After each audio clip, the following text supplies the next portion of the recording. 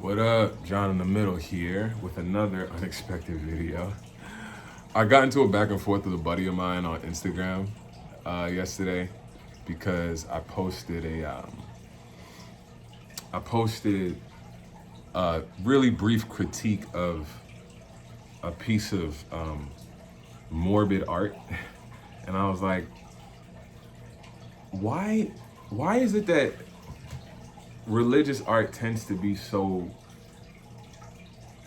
like orbit the concept of death so much?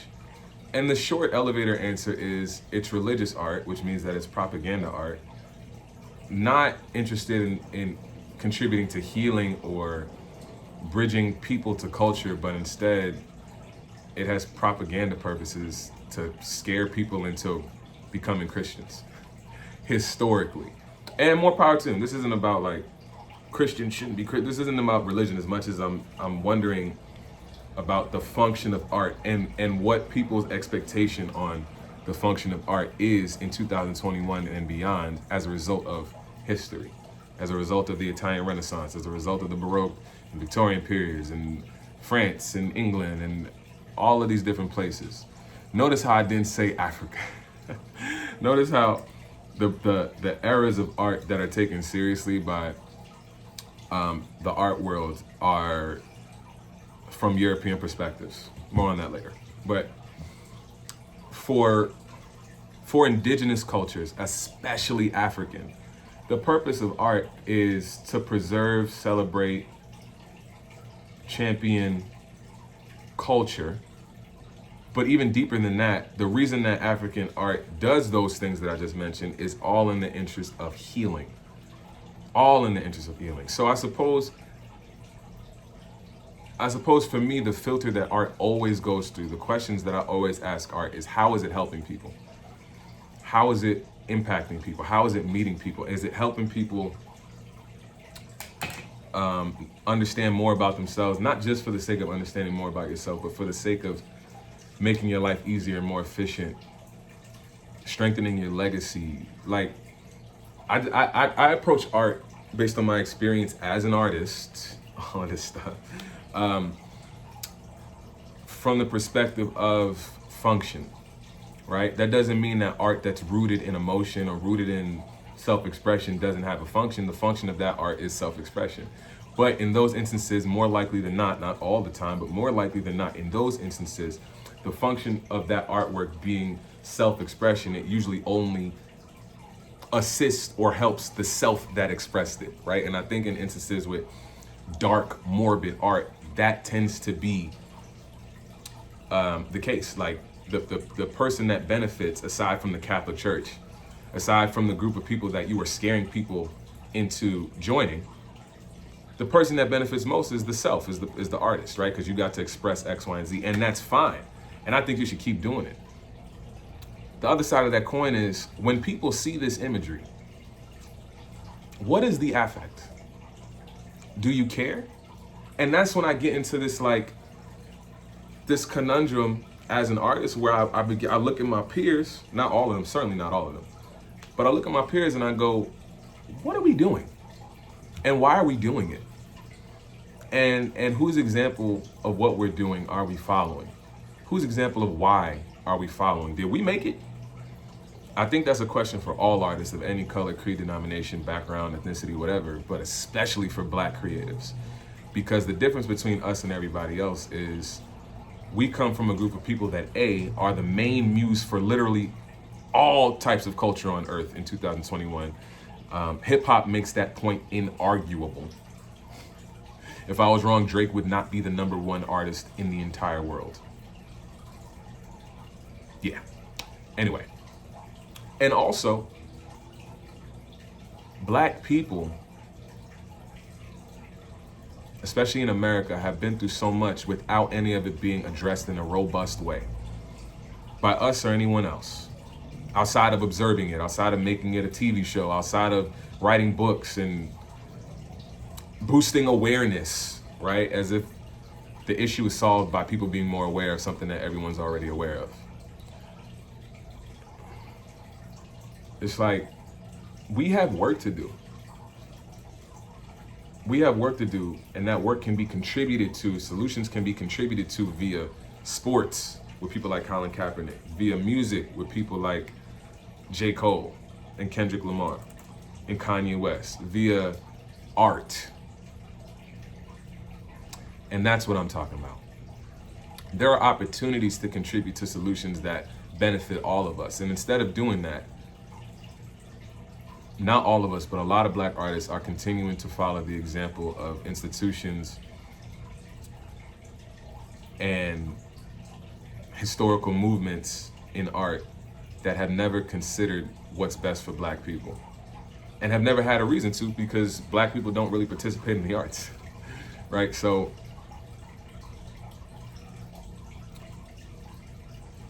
when I see morbid art, and long story long, the person I was discussing this with online was defending a piece of morbid art that I was questioning. And I like things set up a certain way. And I was like, wow, this fellow person of color has all this time and energy to defend morbid art as a Black person. And I'm like, and that's their right. Like, that's part of what makes them such a great friend to me, is they have their own opinions and their own perspective. At the same time, I'm like, you come from a downtrodden people. Like, why would you want to defend morbid art? Why would you want to see this? And if the answer is, well, that's their artist's expression and it helps them heal and it helps them do this and this and that, I have no argument for that, because you're probably right. My question is, how does it affect the people that see it?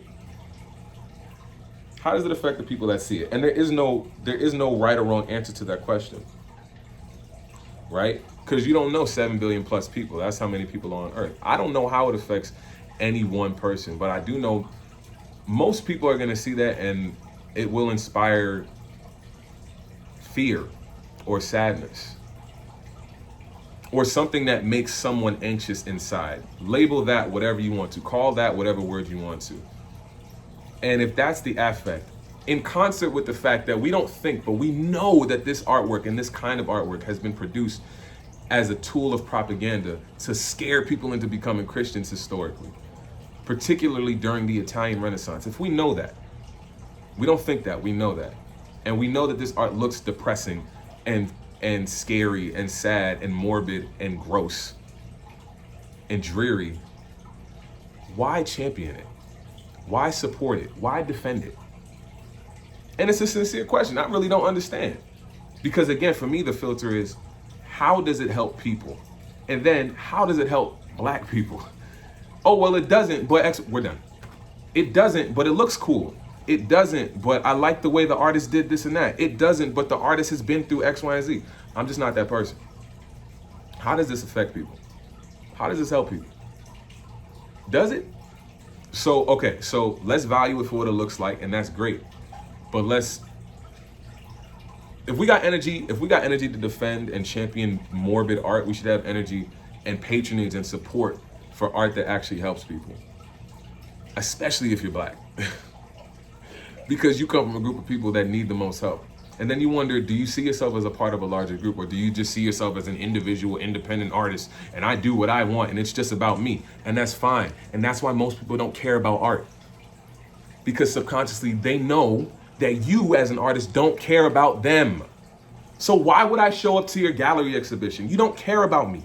You don't care about me enough to say, you shouldn't have to be seeing this kind of morbid art, and it shouldn't be considered to be a master work of art simply because so-and-so painted it during this era and it's attached to a religion, and that religion wanted to scare you into you becoming a part of it. That's not good enough. Not when we have indigenous art from all over the globe, especially in continental Africa, from continental Africa. And the goal of that artwork, be it metalworks, wood carvings, poetry, dance, cultural ceremonies, visual art, fashion, batik, patterns, whatever it is, all of this is in the interest of preserving culture and healing and archiving and celebrating culture. And I just don't understand how anyone who is connected to that lineage can see dreary European art and be like, I'm gonna defend that. And then it sounds like it's being defended in the interest of defending the artist's right to paint sad, dreary stuff. And maybe I could be more clear. I will always defend any artist's right to make whatever they want. My question purely, transparently, genuinely, is why make that kind of work when you can make anything? The political answer to that question in the context of religious art is that we trying to scare people into joining this religion. So that's why we're making this scary looking art. That's why Dante's Inferno's imagery is all scary looking. When you could be making poetry about mushrooms, when you could be writing or making imagery about nature, when you could be writing or making imagery celebrating community, you are making stories about a dogmatic belief system in the interest of scaring people into becoming it, and then using art to romanticize this belief system. Times that by several centuries, and now we are here where we are today in the arts, where morbid art is considered a masterwork because of how it looks. And I'm the last person to argue a great piece of art not looking aesthetically, visually great. My question, my concern is not from a bird's eye view, but from a spaceship's eye view. A spaceship from a spaceship's eye view. What is the impact of this dreary, sad, morbid looking stuff? What is the true impact of this? And why don't nobody care? Why is everyone more interested in what it looks like? And the fact that the artist has the right to express whatever they want. And they do, and they should keep having that right. This is not a stop painting this and that thing. It's a question of, when you can make anything, why make that? Right? And then the answer is, well, it's expression, and I gotta express this pain, and I gotta express this and that. No problem.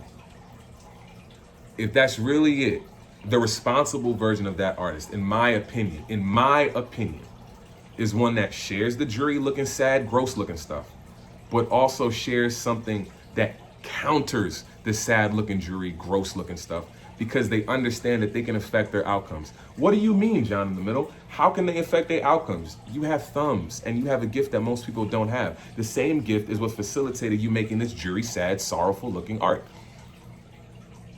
So if we understand and respect the fact, not opinion, but the fact, scientifically, cosmically, spiritually, that like attracts like, why would you make more of the feeling that you don't like so that you can pull more of it to you?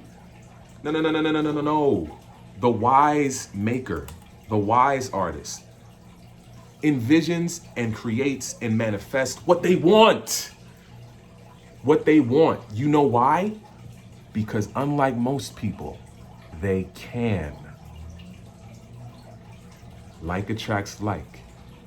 If you want to stay feeling sorrowful and sad, keep making sad, dreary looking, gross art. If you want to affect your outcomes as a creative, create what you want for yourself. You want to be sorrowful and dreary, and I don't understand that. That's why I be making colorful stuff like this. I got enough pain. I'm a black man from Southeast Queens, New York City. I'm from an urban environment. Heterosexual young black man in America from an immigrant background, from a third world country. I got enough going on, as do most black people. Why on earth would you add to that? By creating imagery that adds to that. It don't make sense to me. It really doesn't. And now some could say, well, they do it in music, right? Like a bunch of artists like Snoop, like 50 Cent, like Jay-Z have rapped about the less than auspicious side of the street life. But you know what else they rapped about? And it has contributed to their longevity, where they're at in life now. Who did I name? 50 Cent, Snoop Dogg, Jay-Z. Did Jay-Z's content stay about hustling? Or is a lot of it about hustling and the adverse effects of hustling? The less than auspicious sides of See, the thing that you can't say about Jay-Z and 50 Cent and Snoop Dogg is that their art is imbalanced. And I think, even now that I mention this in real time, the thing that I'm saying is the artwork that comes from artists and eras of art that champion and celebrate dreary, gross-looking, sorrowful, morbid art. The question for me is, where's the balance? Okay, so you expressed all the things that you feel inside, and it's painful and it's morbid and all that, whatever. Where's the other side? The side of what you want to come into you. Pause. The side, where's the side of the stuff that you actually want? Because I tend to think that stuff will be more full of use. I'm choosing my words very carefully. That kind of artwork will be more full of use and function for more people. And again, I suppose there's two kinds of people. There are people that draw a circle around themselves and the things and people that they care about. Other kind of person is a person that draws a circle around themselves and the things and people that they care about and the entire world.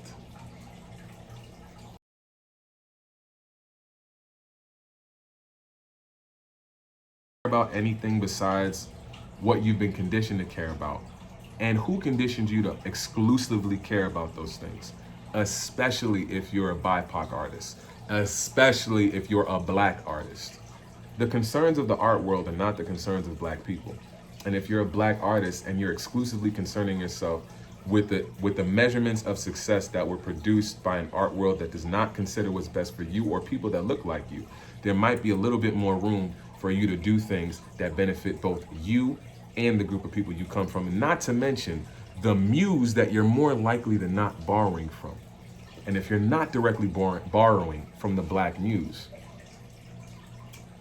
you're indirectly borrowing from the Black muse, because Black people in the Western world make global culture. Let me know what you think in the comments. Agree, disagree? Did I miss something? Is it not that deep? I love that. It's not that deep. It's not that serious. I love that. Let me know in the comments. Like, comment, subscribe, share. Send this to someone that you know cares about art. Let's get into it. Word.